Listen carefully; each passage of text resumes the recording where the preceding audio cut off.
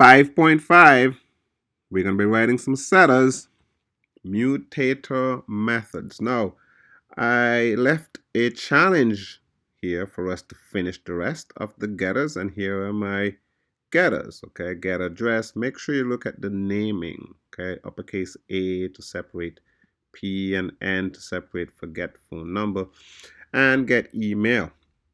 Now we're going to be writing the setters. Now I like to go in order, like I said, so I'm going to do the account number first and the balance. Okay, I'm going to set those two. That's what we say when we're writing setters. I'm going to set these two. So public, they have to be public. No return type on setters. Okay, the return type is void. We're not going to return when we're setting. We're just going to be passing a value. So it's going to be called set account number. It does have a parameter though. So int ACC. Now you realize I'm writing very similar to the constructor. Let me go back up and show that example. See, ACC. I'm trying to be consistent. The type has to match. It's an int. Okay, so I'm going to set it right now. So account number is going to get set to ACC.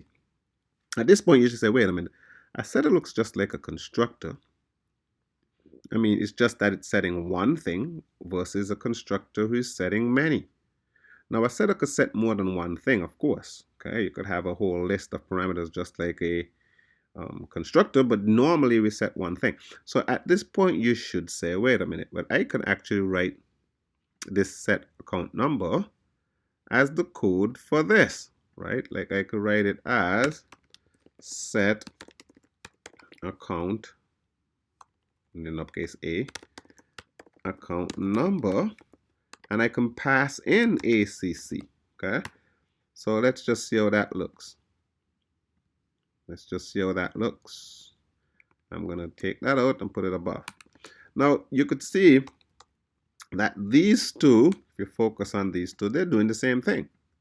All right, in the bank account constructor, we're calling the setter to set. Look at this, and then look at this. So you see, we could then call setters in a constructor.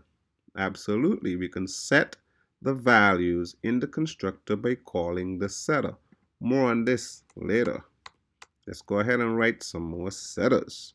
So right now I did that one. So let me go ahead and do the balance. It's void again. Remember, this is not where the type is. That's for a getter. I'm going to set the balance. This is where the type comes in because it needs a parameter. And I'm going to call it B. Looks a lot like my constructor. So I'm going to put balance, set it to B. And then I'm going to write another one, public. It's void, it's a setter, no return type, but this time I'm setting the last name. And it's a string, L name. If you're picking up the pattern at this point, you should be able to finish this. So last name is going to get set to L name. Looks a lot like my constructor again. So see, I'm writing this by coming down and doing it in order. So I did the account number, I did the balance, I did the last name. My next move is to do my first name. So guess what I'm going to do? Challenge you again to finish all the setters. Go ahead and finish all the setters so that when we come back, we would have everything completed. I'll share mine so you could see what they're looking like. Again, 5.5, that's a wrap.